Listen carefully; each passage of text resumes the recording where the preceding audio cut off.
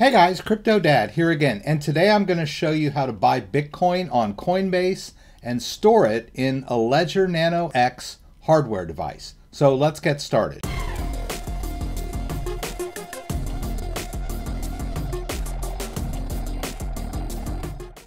Alright, so I'm here on the Coinbase homepage. I'm going to show you how to buy some Bitcoin and then store it in your own hardware-based wallet. So you're going to need a Coinbase account and you're going to need a Ledger device. Now I'm using the Ledger Nano X. There is also the Ledger Nano S, which is a little bit smaller and cheaper. I highly recommend the X. It has more storage and a bigger screen, but you choose whichever is best for you.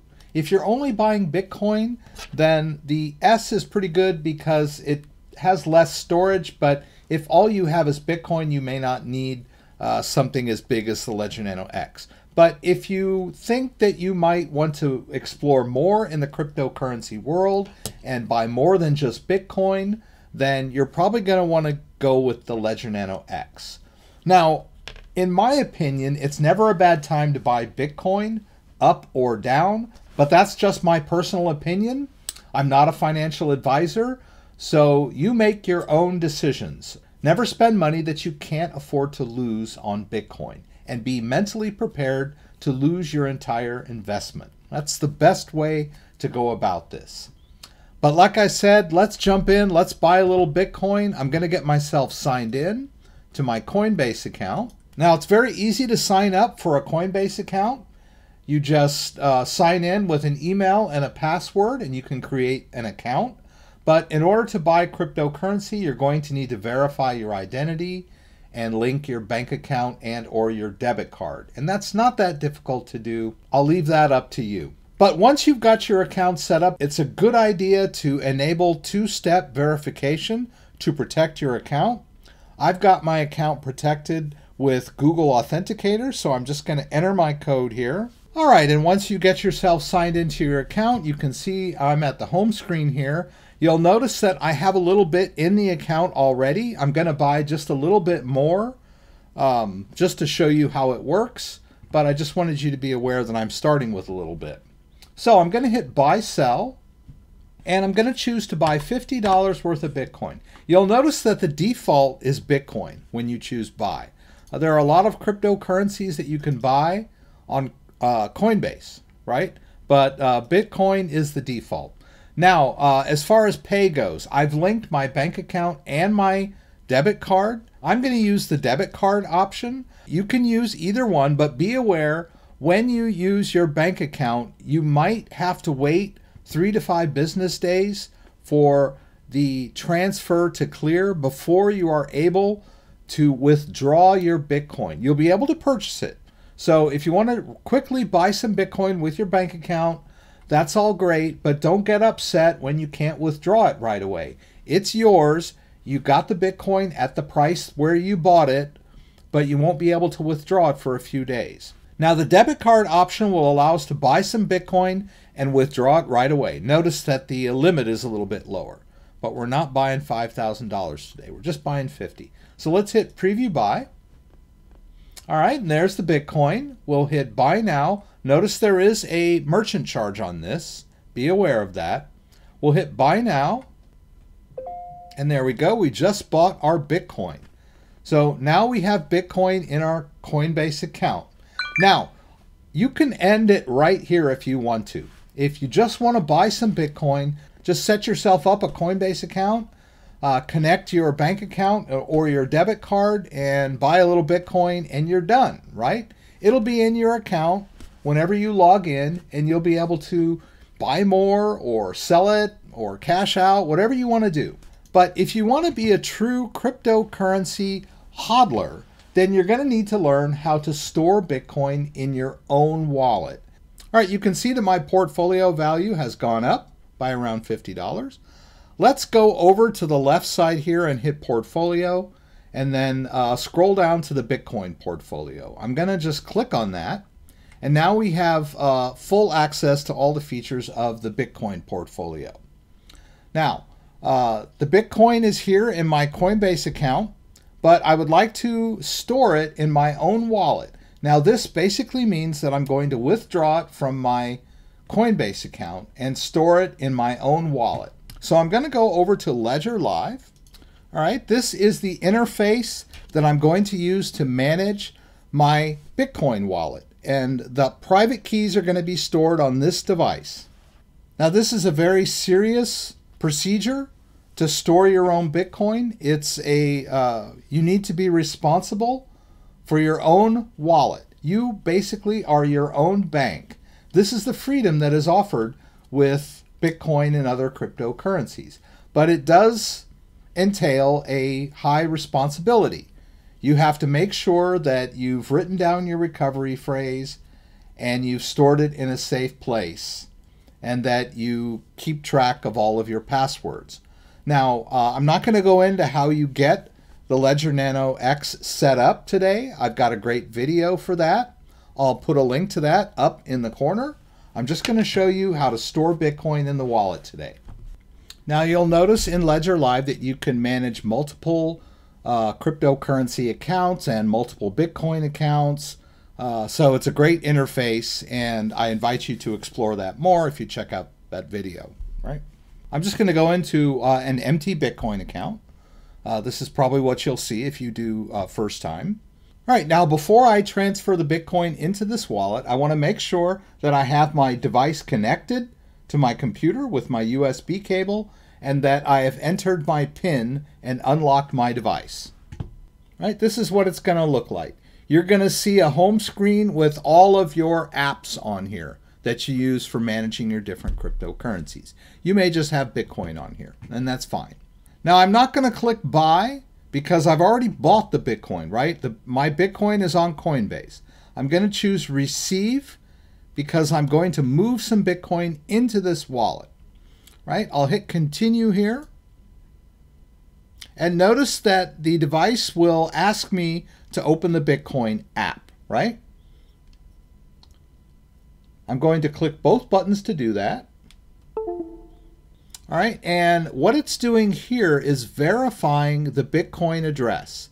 So the Bitcoin address appears on my device, and it also appears in the Ledger Live interface. I can just eyeball these two addresses and make sure that they're the same. All right. Now, a Bitcoin address is very long and complicated because it involves very complicated mathematics to ensure the security of the network. So, but don't be intimidated by that long and complicated Bitcoin address. It's there to protect you. Now, what I'm going to do is I'm going to click these two squares here so that I can copy the entire Bitcoin address into my clipboard. I'm going to click the metal button on the device to advance over to the next screen where it says approve. In order to approve, I'm going to just click both buttons. That's just approving the failsafe that the address on my device matches the address I see on my screen. I'll click done here. And now I'm going to go back over to my Coinbase account where we're going to withdraw the Bitcoin. Now, a lot of people ask me about this, so I just want to clarify this from the beginning. You don't need to keep the device attached anymore, right? You've got the Bitcoin address, and Coinbase will send the Bitcoin to your wallet address. But you do not need the device attached anymore. You can safely disconnect it. Once you've verified that address, the device does not need to be connected in order to receive the Bitcoin. All right, so let's go over here to the send screen. We're going to send the Bitcoin to our wallet. So we'll just go down here and paste in that address. I'm right-clicking, and then I'm going to choose paste. If you like, you can use Control-V, or you can use Command-V on the Macintosh or the Apple. This is really all I need as far as the address information. I can put a little memo to myself here. It's optional. But how much am I going to send? I'm going to choose to send all of my Bitcoin to myself today. You can edit this field, send as little or as much as you want. There's probably a minimum. Right? But now that I've got the amount and the address entered, I'll just hit continue. All right. it's going to charge me a small network fee. This is not really a fee from Coinbase. This is a fee on the Bitcoin blockchain. It's built in to the system. All right, so let's hit send now. And I need to put in my Google Authenticator code, which I will do, and then I'll hit confirm. And it's off, right? The Bitcoin is on its way to my wallet. Let's go back over to our Ledger Live and just keep an eye on the wallet and see what's happening. All right, and the Bitcoin came in, it's in my wallet, and it's safe and secure in my wallet, right? And this is an investment in your future, so now you've got it safe and sound in your own wallet. Before I sign off here, I'm going to show you how to send it back to Coinbase. A lot of people get a little frustrated when, say, Bitcoin is on a run or a tear or whatever you want to call it, and they want to sell their Bitcoin, right? I'm going to show you how to send it back so you'll know this, right? So in order to send it back, well, we'll just go over to Coinbase. And from the home screen, we're going to need to go to Portfolio and to our Bitcoin portfolio, which as you can see now is empty. So we'll get back into the Bitcoin wallet interface. Now it's still showing that Bitcoin outgoing is pending, but that's fine, right? We know it's in our wallet now. Instead of send, we're going to do receive, right? We're going to send the Bitcoin back to our Coinbase account so that we can liquidate or trade or whatever we want to do, right? In this case, we're going to hit the 2 squares here. That's going to take the Bitcoin address of our Coinbase account and put it in our clipboard. For those of you who don't know what I mean when I say clipboard, I'm talking about an invisible area of memory in your computer that holds information. That's where things go when you cut or copy, and then where they come from when you hit paste.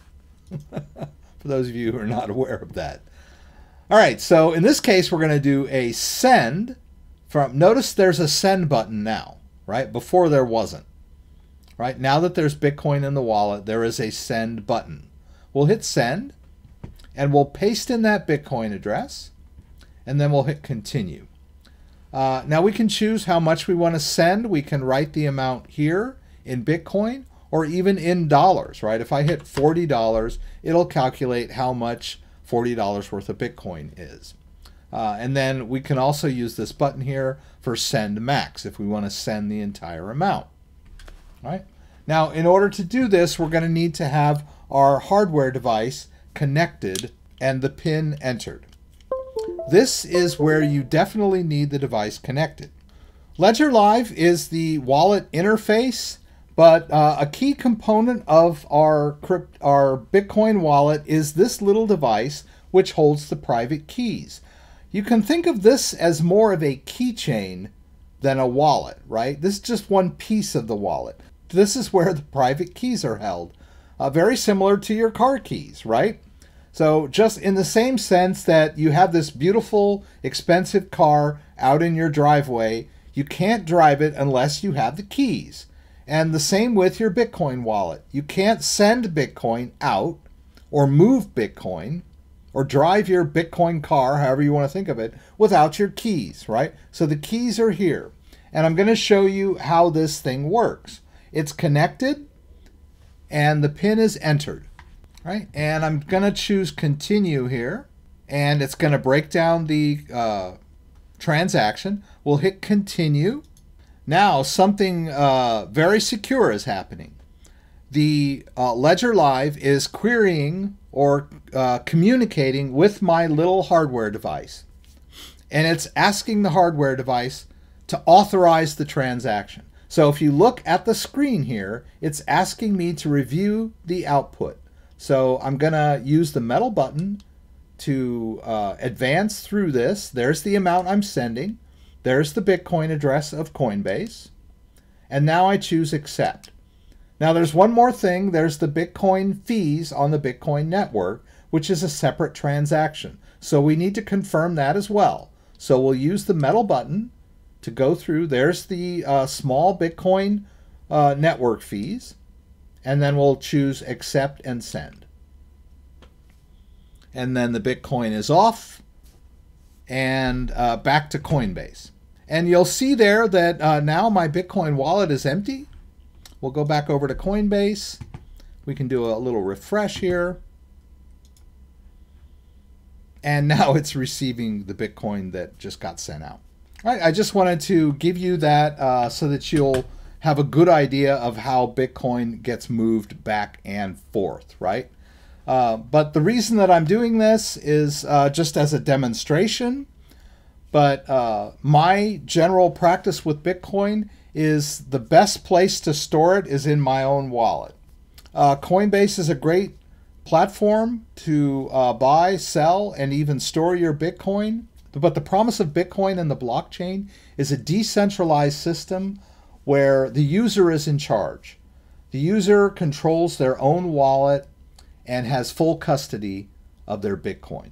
And that is why I choose to store my Bitcoin in my own wallet. Now, if there's any questions about anything I did, please throw them up in the comments and I'll do my best to get them answered.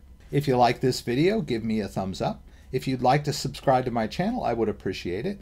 When you subscribe, there's a little bell that you can click that will allow you to be alerted whenever I post new content. Once again, thanks for joining me and hope to see you again soon.